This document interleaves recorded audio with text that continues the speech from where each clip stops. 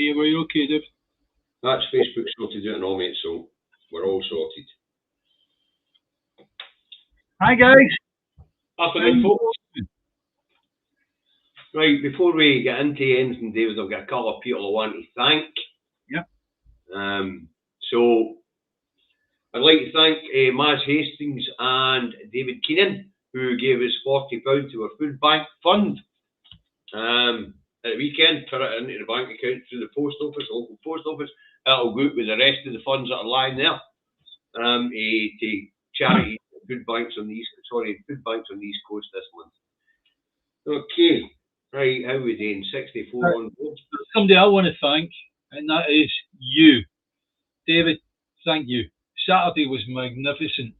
You gave people like me that couldn't go to the march and rally for health reasons or whatever reason, whether it be working shift or whatever, gave us the opportunity to actually see that queue of people walking past on the Royal Mile, and then finally the actual speech by the First Minister, at the Parliament.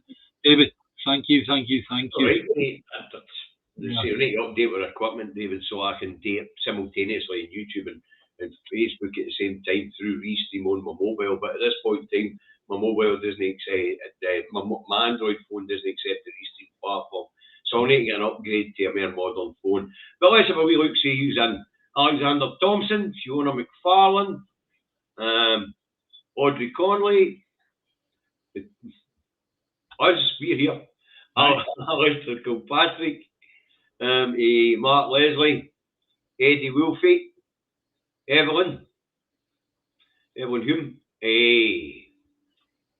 Rick Milligan, Chris Fisher, Brian Dewar, Fiona McLean, Sandy McLean, Chris Wilson, afternoon, Chris D. Dock, Robert Bruce, Struthers Brown, Mary Hanlon, Jim Stevens, Stephen Nichol, Dodger 37, KN, Audrey Conley again, John Oxford, Nancy was the first one for the Facebook crew in. Hi Nancy, Ian Matheson, Lorraine Hay, Malk McLagan, Linda Piper, Indy Scott Bryan, Christina Mackey, hi Christina, Lynn Robertson, Barbara Lansborough, good afternoon, Class Action, John Wardrobe, Stephen Kelly, Heather Saxton, Sandra Wallace, and we're up to our 100 mark, so let's get this broadcast underway, David. Alright, it's the Two Davies on the 4th of the 9th, 2023, and it's a lovely day, David, 22 degrees here in Salisbury. What's it like where you are? It's lovely, it's very nice and sunny. There you go. Aye, what do you think about this thing about the funny concrete that they're all talking about? Right, major problem for public buildings in Scotland. 250 public buildings have been identified so far of having rack in their construction, 35 of which are schools. Scottish Education Secretary Jenny Gilruth says schools are safe. Health Secretary Michael Marston says a survey of medical facilities is underway. All right. In England, the problem is bigger because, let's face it, it's a bigger place. And since devolution, as we know, the Scottish Government, the SNP government especially, but it started under Labour Lib Dem, there has been a programme of updating public buildings, renewing the schools estate, renewing the hospital estates. So the problem's not as severe here in Scotland as it is in England, because as we know, Labour had a £50 billion programme in place to update school and public buildings in England, which was scrapped when the Tory party came to power. And no investment has been made in public buildings down that road since. Apparently, the school estate down that road's 40 bits. We over 750 schools unfit for the purpose. And we know that their hospitals are being propped up by agri props and things like that. So the problem's much bigger than that road. Now, Jeremy Hunt, the Chancellor down that road, says they'll fix every building, but he's also said there'll be no additional new money to do it. So how's he going to pull that one up? He put in a few weekends with a wheelbarrow. Aye. Right. Education standards in that road. David, can I just stop you there, right? Aye. Do you remember? Oh, this is going back a good few months. You and I were having a discussion, offline, but you and I were having a discussion about Michael Gove Oh, going we round all these blooming schools. You know, the schools set up by the parents, right? Yep. And basically what he was doing was he was handing out title deeds. No, what he was doing, David, was he was sending out the school inspector, right? And if a college, if a school failed inspection, they were being forced into these quangos, these private wee groups that are supposed to be not for profit, for them to run the schools as opposed to the local authorities. And the other thing he did was he took all the title deeds, as you say, and he handed them to these wee quangos. Yeah. But does that mean that now he's handed the title deeds to some of these schools, that they're able to go, it's not to do with the council, not to do with the government, it's your problem? What it does, when Jeremy Hunt says no additional money to fix the problems in there, because these quangos now have all these properties in their grasp, it means they can go to banks and raise money against the properties to try and fix the properties.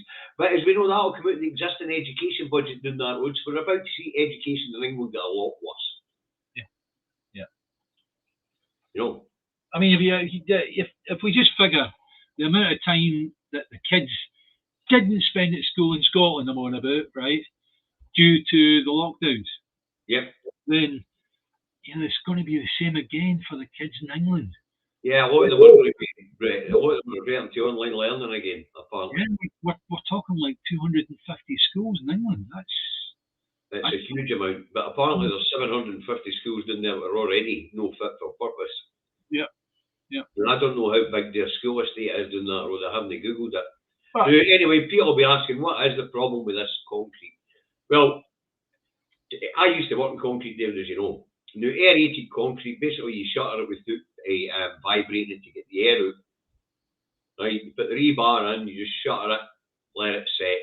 And it's got no that leaves it looking like a whisper bar or whatever, full of wee holes through the chocolate. And that lets water through. And that, if it's not protected properly, then water can penetrate through the concrete and get to the reinforcing bar, the rebar it's called, and it rusts and fails. And it would appear that the way they shuttered this stuff, the rebar didn't go all the way through the way we lattice it in the day. But the idea of no taking the air out it means it's lighter, it's not as dense, and it sets quicker. And provided you stop any water ingression or water getting into it, then there isn't really that big a problem with it. Now, it's still used in modern construction, David, but only for access ducts for things like, it's not used in structural stuff. It's used for access ducts for when you put your pipes and your cables and all that, in case you have to smash through somewhere to get to something quickly. Yeah, I've seen it when I've been climbing through somebody's blooming, I'm talking like a public building, into the cableways or whatever, right? The coal spaces, isn't it? You actually see it, and it looks like white aero chocolate, if you like. So that's the problem with it.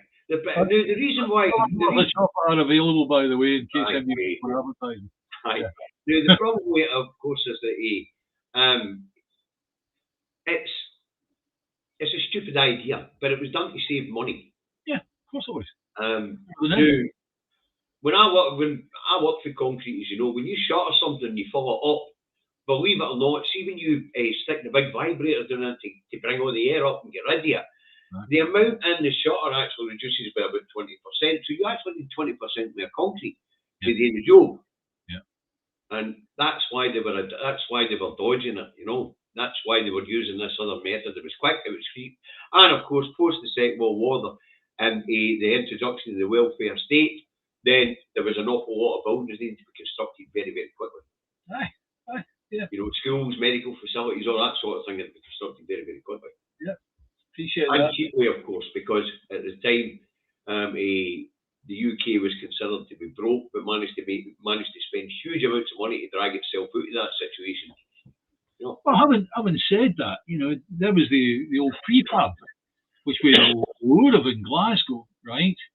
They did last a surprisingly long time for how they were built. They were cold, they were awful places to live in. But I've never lived in one. But the you go.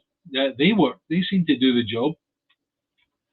Yeah, I really don't know how they're going to do it, but what I do know is that when the education section was doing that road, was doing the rounds yesterday, Gillian Keegan, her name is, she got it in the neck because she's spending, thank you, Arthur, she's spending 32 million quid doing up the Ministry of Education's offices, while the rest of the school estates doing that road are 40 fucking bits.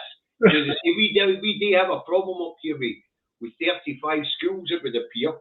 Yeah. But as we know, most of the school estates here have been refurbished or rebuilt. So, no doubt. Thanks very much, John, the van driving legend, still a driving god. Nice to see you there, John. I better put these up. Yeah. John, super chat for the Food Bank Fund. Thank you, John. And Alistair's just above. And Alistair's there. Thank you, guys. As I say, I don't know how they're going to sort this problem in England, because the amount of public buildings there are in England which potentially have this stuff runs into thousands. Yeah. You know, absolutely thousands. The thing is, I heard Scottish Labour bleating on about they just put up one single comment that said, we don't know how massive the problem in Scotland is. We did. In other words, no, what they were saying was, what they were doing was, it was a form of propaganda. By doing that, they're giving rise to the idea that in Scotland it's bigger than England. Aye, but you know, Labour's full of crap. What we do know is they've identified 250 buildings with stuff in it. Yeah. Right. But that doesn't mean that these 250 buildings are unsafe. Yeah. Although over the next few while it would make sense to sort it out. Of course. Yes. No. But Labour, never mind. Right, moving on. Over the weekend there, Braverman get her head kicked in, did you know? Yes. Well, the numbers landing on the east coast of England. They were giving it that over the weekend. There was 872 of them came across in 15 boats. You do the mathematics. Bloody hell. I think 57 a boat, is it not? That. 57, 58 a boat. Anyway, apparently, it's what do you might call it? Apparently, it's 900 a day that's showing up at the moment because the weather's good. Right. Well, I've heard that they sing a song as they're coming across, you know. We love Suella. Oh, yes, we do. We love Well, they keep talking about deterrence. What does somebody living in a migrant camp in bloody France know about what's going on here? Correct. You know, not a bloody thing. And nobody seems to be pointing this out to this idiot. But it would appear stopping the small boats just isn't working. Yes. And of course, apparently, Kinnock's boy, what's his name, Stephen Kinnock?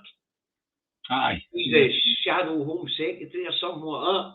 Yeah. Anyway, apparently he's going to convince France to enter into a returns agreement. I heard that. It's dreadful because people are dying, right? Yep. And it's like the Tories have been asked to put together legal routes where people can actually take, the refugee status, right? And they refuse to do it. It is wrong, morally, ethically wrong. They're murderers. Simple as that. And of course, Starmer was platformed at the weekend and also let's move on to Starmer promises not to raise income tax or any other tax which will increase burden on working people. The statement should scare the people in England because, he's already ruled out a wealth tax. Mm-hmm. There'll be no increase in capital gains tax and new equivalence to be introduced for those who earn from dividends. So, how's Labour going to raise the money to fix the problems they keep telling us they're going to fix? Well, in actual fact, you figure that basically everything he said way back at the start, he's U-turned on. Yep. Right? So does that mean that because he said there's no new tax raises for working families, as he gets towards the thing, you go, oh no, sorry, I've changed my mind. there'll be tax raises for working families. Of course they will. With self-taxes, they'll put up VAT, they'll put up all the He will have no choice because the Tories will have left them with nothing. Absolutely nothing. That's the excuse he's using. Now, does this no ring a bell? Is this no deja vu? Is this no just a bloody repeat of what was said by the Tories 13 years ago? There's no money. 800 billion was the debt, public debt at the time. We're now at 2.4 trillion and rising. But these people are still trying to convince us all that public finances run like a house's finance. That's not how it works. All they have to do is raise the taxes properly against the people who have broad shoulders. They should introduce this. I mean, it came to prominence and took out the Labour Party on the lie that he would introduce a 5% wealth tax. He would introduce a mansion tax, or that sort of stuff. Or you tugged on. But people will realise that that's not how government gets its money. That's right. It's through the Bank of England. The Bank of England gives them the lump of money they need, and then they can raise taxes to actually offset that, right? That's the way it works. For every pound printed, they get 83% of it back in tax through the various taxes, right? So, at any one time, providing they give it to the right people, providing they give it to the right people, that is. Aye, and tax it properly. That's how it should work. Hi, Bank of England, I've got a project, it's the government here, we've got a project we want today. Print is X amount. Aye, no bother, print, it's in the Treasury. Project takes place, people earn the money, pay taxes, they then go shopping with the money, pay taxes, they buy fuel with the money, pay tax, go for a wee baby, pay tax. So all goes back to the government in the form of tax. So there should only ever be 17% its actual debt. That's right. But because they're no taxing properly, then we brack up what's allegedly a debt, which we know isn't a bloody debt. It's just numbers on a balance sheet. That's right. Yeah. So, but Starmer is just preparing everybody for continuity government, further austerity of the lot. He's not going to change a bloody thing except for the colour of the rosette behind the Tories. He's a bloody red Tory to his toe. You know? That's right. Right, David, this one is quite interesting because you and I have been following this one, and that is, according to the Financial Times, China propped up Russian banks to the tune of 9.7 billion because of Western sanctions. Yeah. And part of that article on China propping up Russia because of sanctions for the West was that the BRICS are going to float an alternative to the petrodollar, apparently. Effectively, the BRICS, in doing this, right? If any of you don't know what BRICS is, Brazil, Russia, India, China, South Africa, and there's got a few new members because of the latest conference. This is an axis, not an axis of evil. We're not going to say that, right? They talked about the Second World War. Well, how about we finish the show, Charles? Right. But effectively, the majority of those countries that are in there have had sanctions placed on them by the US, Britain, or whoever, right? Okay.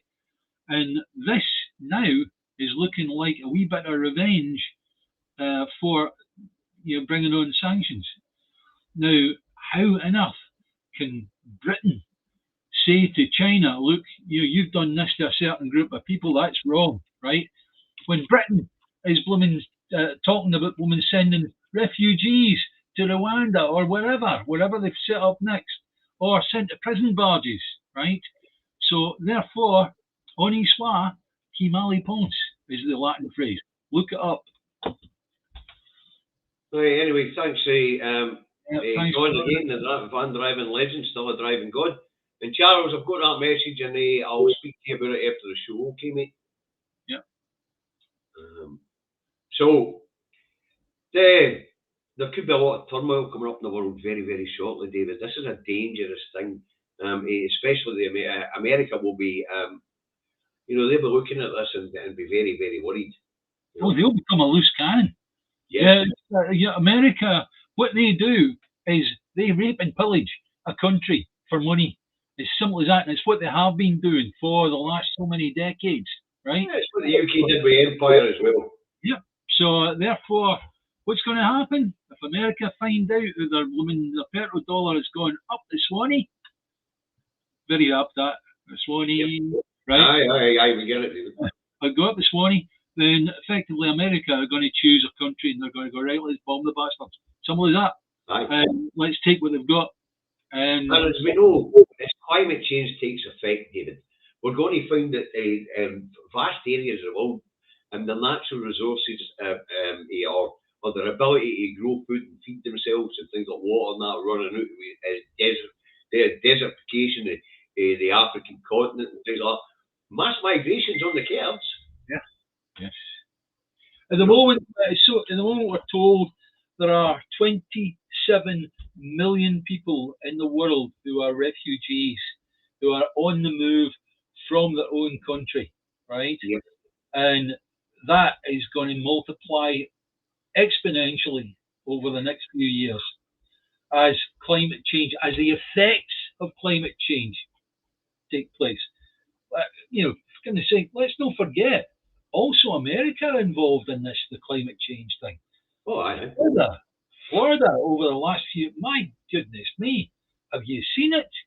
In America get this regularly, and it's because of the seawater warming up, and it feeds energy into the weather systems, the weather patterns, and then big swirly things that we see going across the Atlantic, they get more and more powerful. I tell you what, they're almost a Cat 5, right? Aye. Within about a year or two, they'll be talking about Cat 6s. Cat 6 tornado or hurricane, I'd just rip a house up by its blooming sticks. You know what I mean? So, aye. Anyway. Where were we? Yes. What about China propped up Russia by 9.7 billion? Aye. Which is a lot of money, actually, which means the sanctions are not really having a big effect. Right, Andrea was out campaigning and chatting doors with James and Stuart McDonald yesterday after the football match. Some fans were not happy with the losing side, obviously, but despite that, the response was good on the doors. Glad to hear that. Yeah. And Tories don't get tasered, thanks very much. And it's nice to see you there, mate. Thanks very much. The fact that as you know. The fact I also want to mention, before we go into the next subject, I want to mention the Yes Stones on Saturday. Yes Stones on Saturday, as we know, they paint up stones and they lovely, they display them, they give them away. Yeah. They actually raised £646 on Saturday for food banks. So it would appear there's a good few years in the Yes family out there who are trying their very best to help within the communities to try and mitigate this cost of living crisis. And there's a good market in Yes Stones, so get your painting kits out, kiddies. Aye. Let's move on. This one's a stormer. Over the weekend, Starmer doubles down on nay return to the EU. Meanwhile, activists in Rutherglen and Hamilton West are canvassing door to door with leaflets that say Britain is better with Labour in Europe. You know.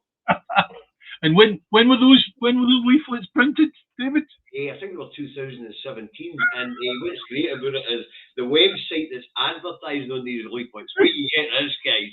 Wait, you get this. This is going to crack you up. The website that's advertised on this is called eurolabour.org.uk. Right. Now, apparently, the Labour Party here in the UK abandoned that site in 2017. And the site has been taken over by some pretty unscrupulous chappies and chappesses who now use the website to rate European sex dating sites. Yeah, Labour in Europe. I click on that and we Mrs. McLumper finds out where to get the best leg out in Europe. You couldn't make it up, but the point is, we've got activists in Rutherglen and Hamilton West lying to people on the doorstep. Yeah. Yes. That's it. End of. That's it. And that's in a nutshell. They are lying to people. End of. Right? Thanks, John, once again. There's Starmer flip-flop on his dinner. I'm in the lately. My goodness me, John. John, stop it. My local pub's the Golden Hill. I'll meet you up there afterwards. Bob, John. A lot of hungry people out there. Same to the rest of you. Thank you, John. Seriously, a lot of people will benefit from that. You know. Aye, they will. They definitely will. Now, as far as the comes to the EU, basically, what Starmer's saying by saying that is, I want the Gammons to vote for Labour, right?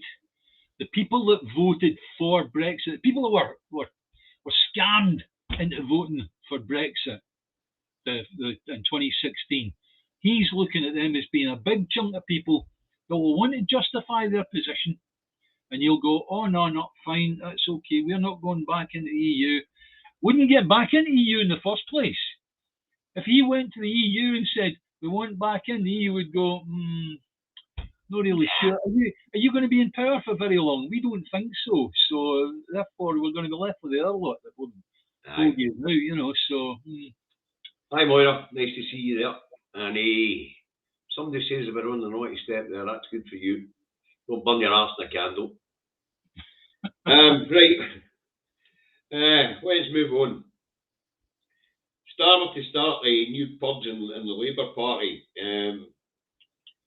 Now, what he's calling this latest purge, he's already purged the left. Now he's gone after what he calls problematic MPs.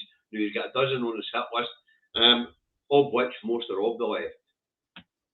You know, the one person we were having a wee bit discussion over was the lady, the deputy leader. Angela Rayner, aye.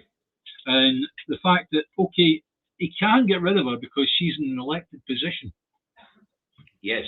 However, he made life impossible for Corbyn. Could he not do the same to her?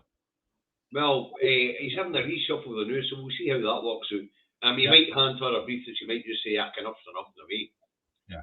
You know, but if that happens, if there is going to be a problem between Rayner and Starmer, which we already know there is, there's friction there. She's on the left of the party, he's on the right of the party. What we do know is that she came out in the press at the weekend and says, for every attack on myself and my colleagues, we come back stronger. So there could be a real rift in the Labour Party coming up. Yeah. You know, a real rift. As I say, but the mini shuffle that's going on in Starmer's team, we'll talk about that on Thursday's show because it's happening now. You know, we'll also talk about the programme for government, which we'll get a wee bit into shortly, and all what we know about it in advance of being published for here in Scotland with the First Minister tomorrow. Okay. Anyway, so Starmer's getting ready left-wing MPs that he thinks is going to be problematic, and he's saying it's going to be done on reputational and behavioural circumstances. Well, the fact is, he is looking to have another purge, right? These could actually be MPs that are slightly right-wing and would suit him, but they're problematic. They're mouthy. They're problematic. And he could some of them are getting deselected for bad behaviour, but others are getting deselected because of who they are. Yeah, Starmer will want anybody that can challenge him for his position at the top of the party to stay in that party. Two of the MPs' name was Liam Bryan and Khalid Mahmood, and we know they're both left wingers. You know what I mean? Yeah. And I seen that, Lauren, that Angela is now shadow levelling up minister and deputy Labour Party leader. Yes, I did see that. Right. Yeah. Anyway, so Scottish Parliament gets back to work today, and this comes after First Minister Hamza Yousaf gave all-inclusive, vigorous speech to activists to get mobile, as it looks like next year's general election will be a vote on Indy, as we know, right? Now, in his speech on Saturday, I broadcast it, as you know, but I broadcast it with the camera pointing back away so people could see the reaction of those behind me. Yeah.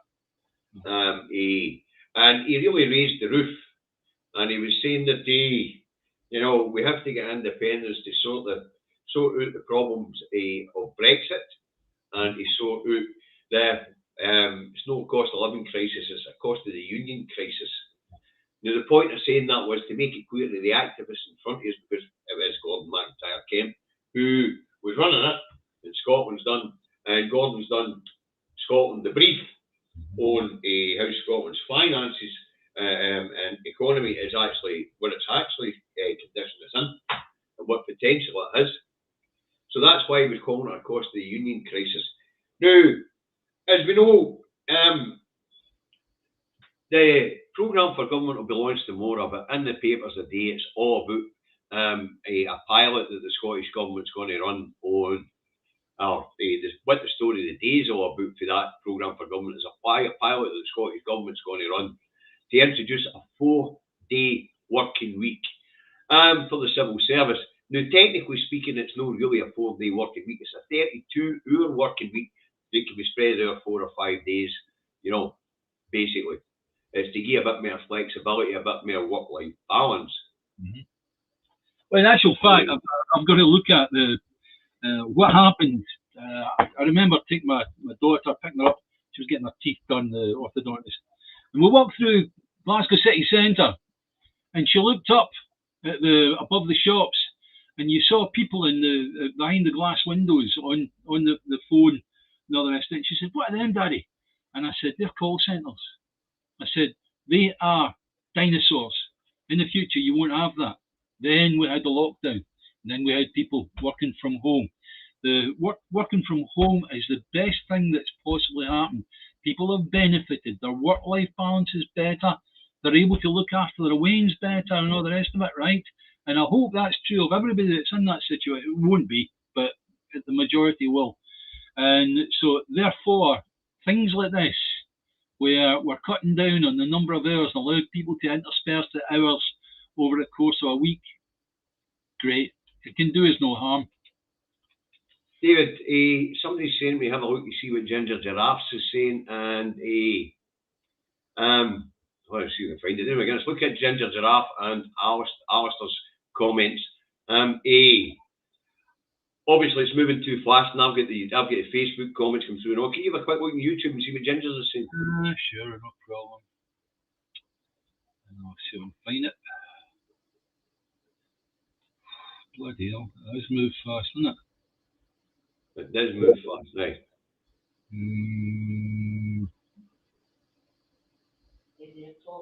Ginger, if you could maybe just bar your comment back up again, please, and you, Alistair.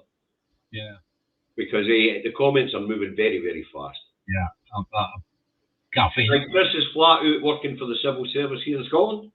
Yeah. Anyway, the idea is to now the Scottish Government's pilot programme will be based on a UK-wide pilot that was done on private enterprise. Where 61 medium-sized UK enterprises gave this a try, right? And that was on a 12-month period as well. Now, what's interesting about it? He asked Alistair, we will be in contact with Ginger. We know she arrived in the country yesterday.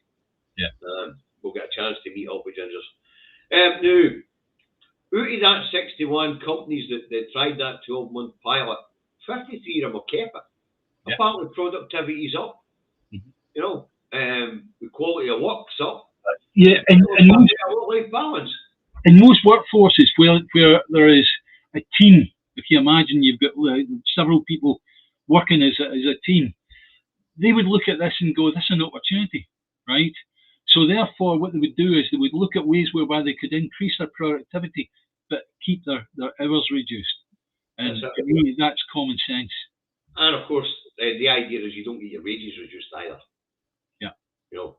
So pilot scheme, all part of the programme for government. Now, Neil Gray, my local MSP, who is a Minister for the Wellbeing Economy, he says that the programme for government will launch a raft of measures which will get our flatlining economy moving. I don't know how they're going to do that because, as we know, most of the economic levers lay south of the border, and at this point in time, the rascals in Westminster, no matter whether they're red or blue Tories, are trying to shut Scotland down so they can say, "Look, you're too wee, too poor, you can't go." I also heard at the weekend, in my thread, a union is given that, "Oh, we can't leave now, it's a cost of living crisis, we need to wait until things get better."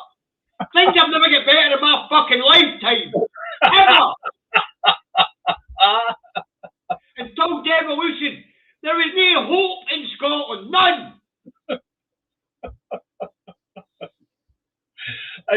so bloody stupid. It really is for anybody to come.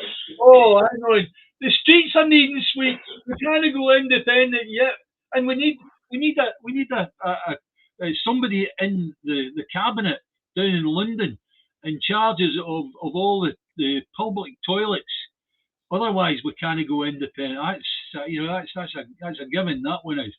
Honestly, Sarver, when he launched his economic prospectus for the future of Scotland, he claims he's going to be First Minister in 2026 and he's going to introduce his new economic policy for Scotland. What's his economic policy for Scotland? Not to independence and leave the fucking idiots to go to this state in charge anyway. Wow. Talk about a fucking idiot. A man diverse of any morals, principles, or fuck all. Calls himself a man of the people while being a champagne socialist. What a twat. Multi-millionaire. Pays poverty fight his own people. And then stands in picket lines demanding the Scottish Government pays their other people more. What a fucking spanner. Oh. We do hope that Sarwar listens to this and at some point puts up the wages of the people that work for him, right? But we're figuring it's a good bet he won't. All right. So. But I mean, the man's a hypocrite of the highest standing. You know, yeah. That says Labour in Scotland's answer to economic problems here in Scotland. Leave the same fucking idiots to go to this state in charge. Wow. Yeah. Okay. Anyway, what's next? New controversial wind farm gets the go-ahead. And the Priest and Galloway. Against local authorities' wishes, the Priest and Galloway Council says the site near Sanquhar will have significant effects on the local landscape. Now, the Scottish Government pulled in the planning process because it was appealed, so they've got to pull it in. So what did they do? They put out a public consultation and they got 1,000 replies. 1,000. Of which the majority said, build a bloody wind farm. We need it. We need the work in the local economy. We need the energy to bring down energy prices. All sorts of things. So it gets to go ahead. The Priest and Galloway Council is not happy. A couple of the local tourist people are not happy. But in general, the people of the Priest and Galloway, A, want to work, B, want cheaper energy. So it goes ahead. Yeah, you've got to look at that area, right? There's a lot of good, there's a lot of Yes family there, right? However, we do have quite a large population that they call Little England. Is that right? There's part of the area is called, because so many people have come from England and set up home there, right? And the one thing that the English do more than we do is they have what's one eye on NIMBYism, not in my backyard. And that's why they've got so few of the wind generators in England on land, because people go, no, not doing it. That's going to be part of the new civil war in the Tory party. There's a couple of things causing a civil war in the Tory party at the moment, but soon I could just tell them we're going to start building onshore wind. They know we're off. They're going to have to start providing their own electricity or buy it for us. Yeah. And even when they start it, they're still going to have to buy it to us because they're so far behind us, you know. And by that time, we've got the infrastructure in to sell it to Europe. So Sunak's got the other thing that's going to cause a civil war down there is a big section of the Tory party are pushing to dump the European Court of Human Rights. Now we know what a disaster that's going to be for us. And do you think Rishi Sunak will go for an election in May and dump everything on the Labour Party? It could be quicker than that, depending on how Suella Braverman's campaign to become the leader after Sunak loses the election is looking. She might actually collapse the government by resigning. Do we have any idea how many letters there are in the 1922 committee so far? Nah, none. I've not even heard any rumours of it. I don't think they want to change leadership before they get to this election, David. Well, the chit chat that I was hearing over the weekend was that a lot of MPs, Tory MPs, were thinking coming back as Sunak's not doing us any good. We're going to get booted here, and they want to set things up so that they've got half a chance of winning. Right, according to Dean Halliday, who's normally quite well across his brief, he says there's 51, and class action says it's 19 letters are in. Well, yeah, it's 54 letters, isn't it? I thought it was 54 that had to go in. I don't know, but class action says there's 19 in. Yeah. Right, so it's not something I've looked at. As far as I can tell, they don't want to change the rider at the moment. You know? I think before Rishi Sunak gets booted, so in other words, if he sees that number of letters going up, he'll go, right, let's do it. Aye, maybe call re-election, isn't it? Right. So imagine that. We could be talking about an election before November. Nah, it'll be in May next year, the earliest. But I think they might hold it all the way, because you never know what happens in politics. It only takes something dirty to come up with Starmer, and the Labour Party will hit the skids. He's a scared wee man. You can see with his responses to the news. He repeats everything, and that means that he's scared. He's scared about the situation. He's feeling prickly about the fact that he's in charge, but everybody's trying to undermine him, his own people as well. But anyway, as I say, back to the wind farm thing, the Scottish government's approved it, and as I say, the reason why the Tory government down south is split with each other is those in the home counties don't want wind turbines put up, and Sunak's just telling you're getting wind turbines put up. Right. Catherine, you just turned up. Blimmin' heck, noticed it. Right, don't want me after the candle. And Nathan says his prediction is April at the earliest, October at the latest. Anyway, let's move on a wee bit, because time's getting on. Cross-party group of MSPs call for the First Minister to pause short-term let licences. The whole of the 31 Tory MSPs have signed this letter. One SNP MSP, Fergus Ewan, as we know he's kicking up a fuss, have signed this letter.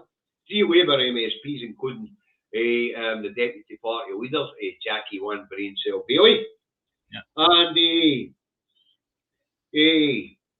and a couple of Lib Dems, right?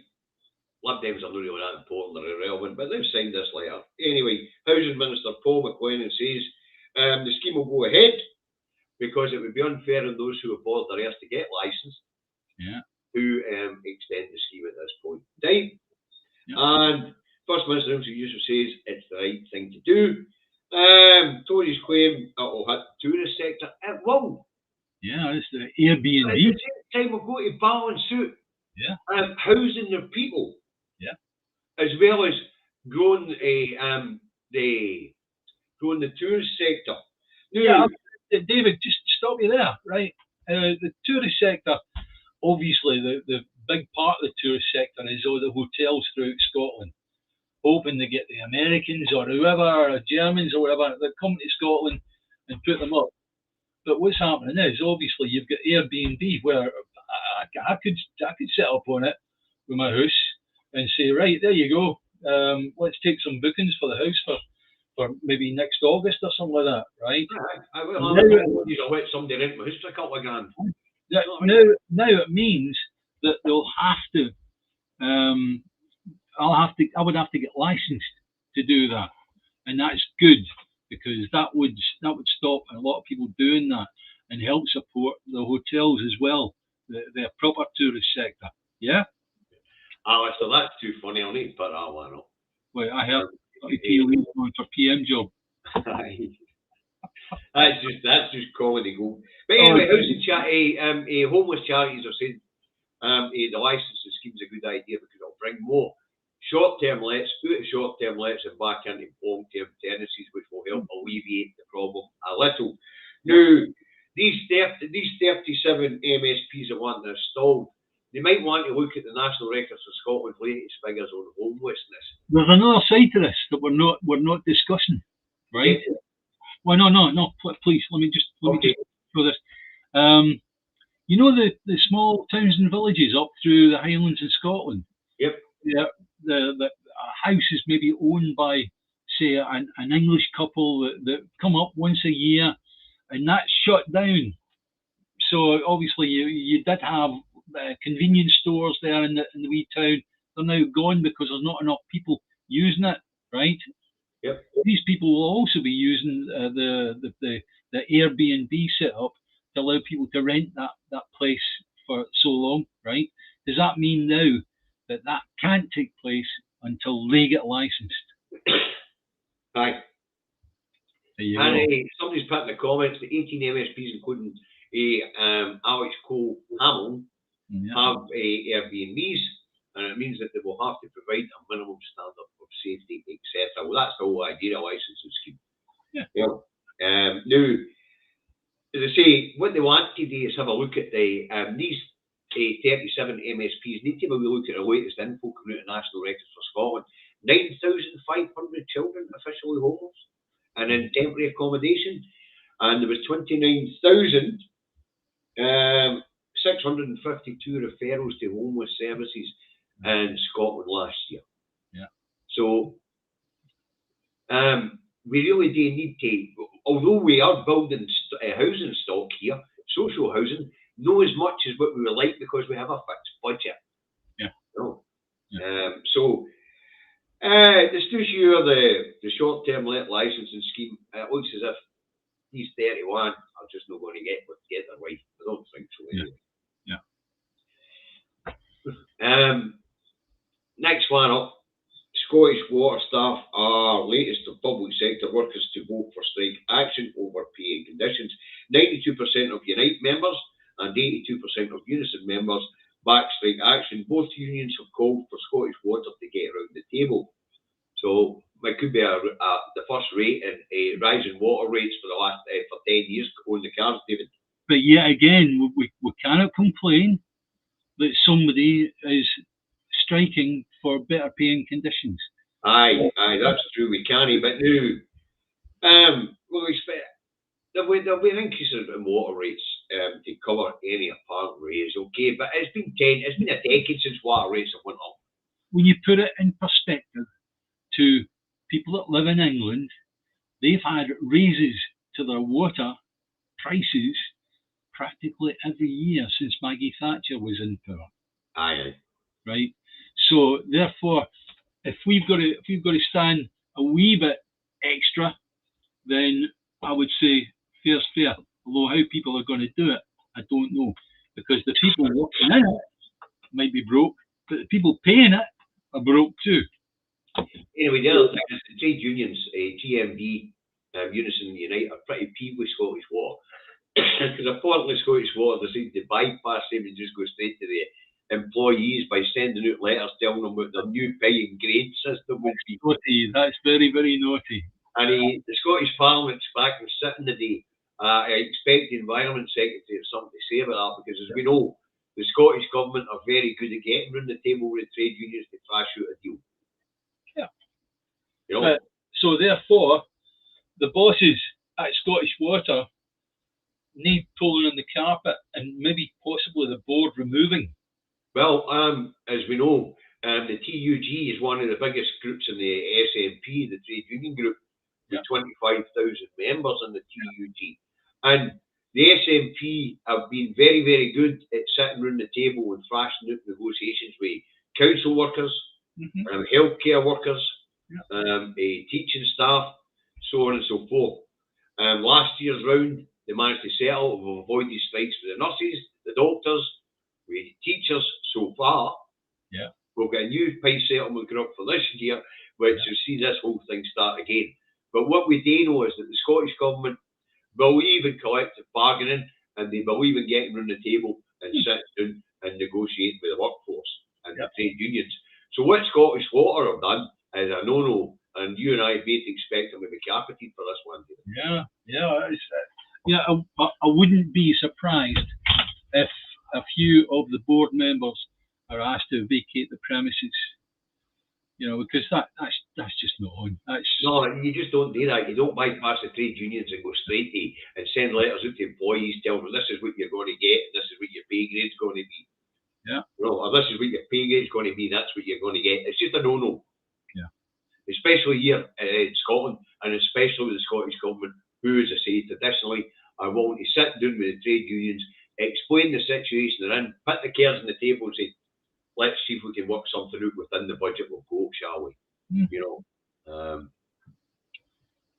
So we expect some of these people at Scottish Water to be capited and probably replaced. Yeah. But we also expect probably that next year on the council tax roundup, where the rates are, water rates are included, we'll probably see the water rates jump by a tenner or something like that. Which, considering the fact that it hasn't changed to £332.36 for the last 10 years, that's no bad. Yeah. Well, now, David, we're on to 50 minutes and we're going to go to the last subject. And we're going to thank me, Michael Lambert, for this one. Yeah. Hey, now, this is quite interesting, folks. All the equipment for the Nightingale hospitals down that road have found their way onto the international market. They're being sold off.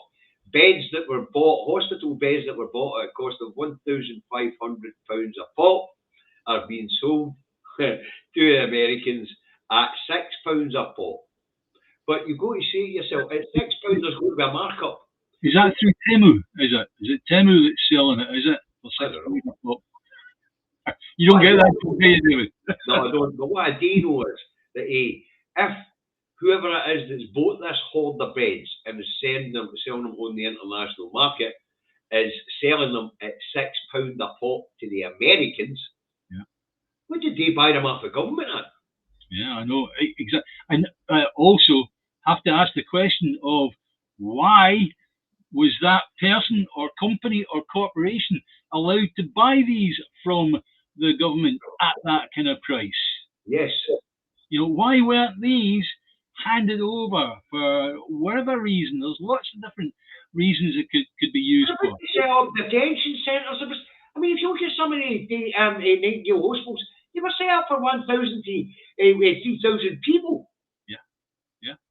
Right. So, I mean, if you take all the Nightingale hospitals that were in England, there must be thousands of these beds.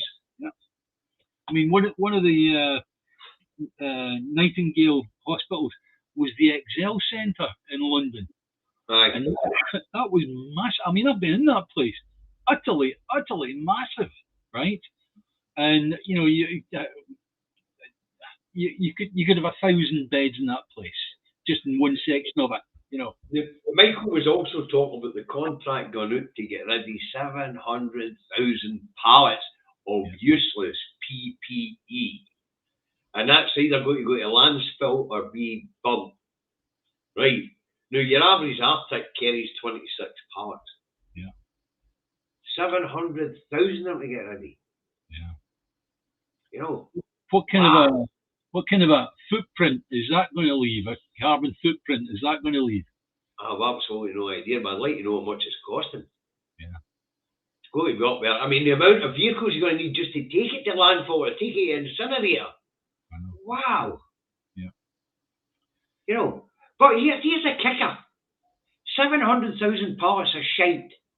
Unusable goods. Yeah. 4.2 billion hole in the public purse not being investigated. Yeah. Right off for theft by the Conservative. And let's get this straight. This was straight up theft to the public purse by the Conservative Party. Dodgy contracts. I thought Suella Braverman the other day there was on about every single crime should be investigated by the police. So how can they ignore this? Is this not, you know, a bit like shooting herself in the foot or whatever, you know? If everything's supposed to be investigated by the police, should this not be having the police chapping the door of anybody that was involved with this? Aye, like the Health Secretary's pub landlord. Yeah. 100,000 to store PPE a month. The number I've got is 750,000 to store it a month. Please explain to me why Michelle Moon is not behind bars over this. Because we've seen the video led by donkeys about how she actually did it and how they actually managed to make it look as if it was, don't look there, look here, right? Seriously, she and the other bloke that worked with her should be behind bars. So Should be behind bars, waiting for a court case. Let's say. 4.3 billion written off. Yeah, it's ridiculous, man. Honestly. And Christina says there should be blue tents outside all the Tories' houses. Yeah. And if you need a hospital bed, contact the Yanks. Contact find out who it is that's selling them for £6 and get one. Yeah. We're talking about the medical beds where the lift up, the side lifts up. And that's particularly good for somebody. They also doing electronic way at the back to raise you up and doing things like that. That's what we're talking about. Think of that. Going to pop you and sell for £6 to the Americans per bed. You know, think of that for like an older person that's maybe got difficulty, maybe difficulty where they could fall out of bed. You know, having the side that pulls up for a start is a good thing. Yeah. So, and plus the fact also these beds go up and down, so you can pull it right down by the remote control, right down its lowest, so you can get into bed and then raise it if you want to. You know. And I say they're going to sell one of the detention centres. They're going to need to buy beds for them. There's thousands of them just kicking about. Yeah. So unbelievable. This is something that needs a full and thorough investigation. Who's going to do it? Lisa making a point, right? She works in the care industry, right, at care homes, and she's in there struggling to get beds because they're so bloody expensive. Why didn't this stuff then be offered, if it's going to be offered at £6 a pop, to care homes here in the UK? Wow. Correct. Absolutely correct. Unbelievable. Maggie, if you need me one of your breads, contact a UK government minister. They'll tell you where to buy one at £6 a pop. Yeah. Unbloody believable. This definitely needs a full investigation, right? Yes. And you know, going further than that, people at Rishi Sunak. You know what, I might just take Michael's video because I've got it. I might just take Michael's video down to Bellsall Cop Shop and play it. Yeah. That's the way. Yeah. Yeah, see, I want that investigated. I want to know how those beds go out of public hands into private hands to be sold at that price. Yes. No. This is more of Rishi Sunak's write-off mindset. If it can be written off, fine, you can have them for a couple of quid a piece. Get rid of them, you know. There you go. Well, yeah, just Peter getting an idea, right? Now, hospital beds, ideal for his workshop, adjustable heights, and can be used to trolley his timber runabout. There you go. Yeah. Helps the economy, you know, increases productivity. Aye. Yeah, you know, wonderful. But it's time some of this stuff was investigated properly, and it's time for people to make complaints. Well, Stephen Backyard, it's like if a few of us went to the local police and demanded an inquiry, then I think maybe the police would start to take notice. However, last year, as you'll remember, we had the problem with the electricity and gas prices, and the chances of people who were in their older years possibly not wanting to switch on their heating and therefore dying of the cold. I had a real difficulty in getting anybody to listen to me with regard to helping these older people. And the police eventually came on board, but it took quite a squeeze to do it. So good luck. Right, Stephen, you can get Michael Lambert's video on YouTube. You can find that yourself. Take it to your local cop shop. And 30 billion stolen from a public purse for the track and trace in England and Wales that didn't work.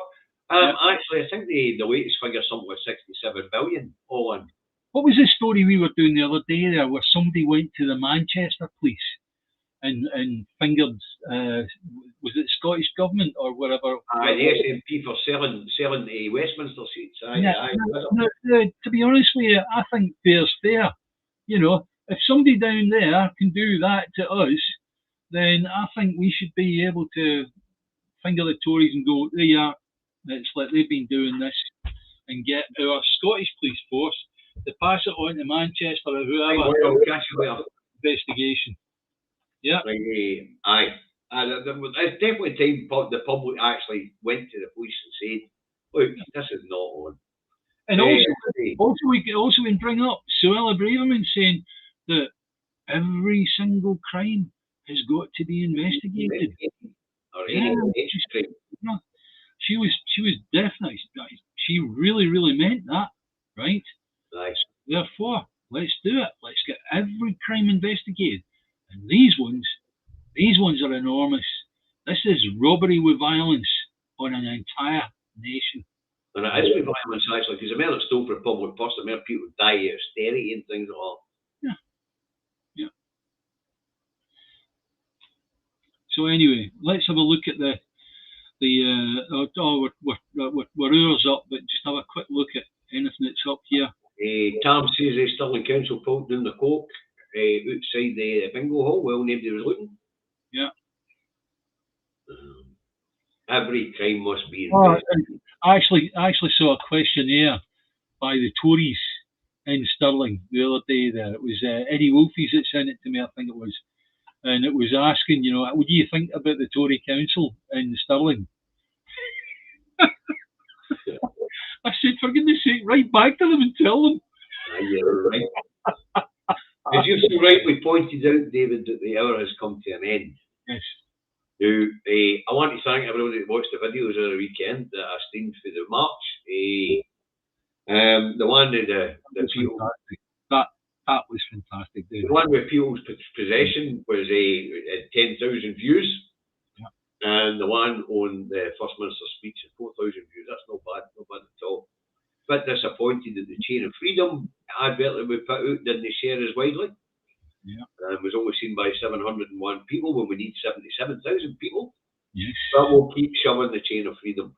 So people, please sign up for the Chain of Freedom, 14th of October. The reason for signing up is you need to be allocated a link in the chain. After a victory, if you like, on Saturday, how embarrassing would it be for the Chain of Freedom not to do what it's supposed to do? That would be very embarrassing. Come on, guys. Let's make it happen. It's down to us, personally. Each and every single one of you. It's down to you personally. And make it happen. Get a few people that you know. Oh, have you heard about the Chain of Freedom? We're going to be doing such and such. You go into the Chain of Freedom, get signed up, get your plot marked out, right? Because they actually tell you what plot you can go to, right? And then get a few people on board that come along. Simple as that. Yep. Not hard. It's not hard at all. Anyway, right. If you haven't subscribed to the channel, please do, because it allows us to do more and more things with the channel, right? Next thing is, if you like us, if you do like what we do, then we have a Two Davies, and click the like button, right? And that just leaves me one thing to say is, bye, Davey. Bye, guys. Right, and share us across your social media platforms, please, folks. Yep. And thanks for tuning in today. Viewing figures up there at 200 again. Steady about 200 for the whole show. That's quite good for YouTube. But and Facebook, please hit the like button on YouTube. It makes a difference to the algorithm. It also increases advertising revenue, which allows us to feed more people. So thanks very much for your contributions today and your ongoing support with the Food Bank Fund. So, okay, as David said, bye, folks. Bye, David. Bye, guys. Bye, guys.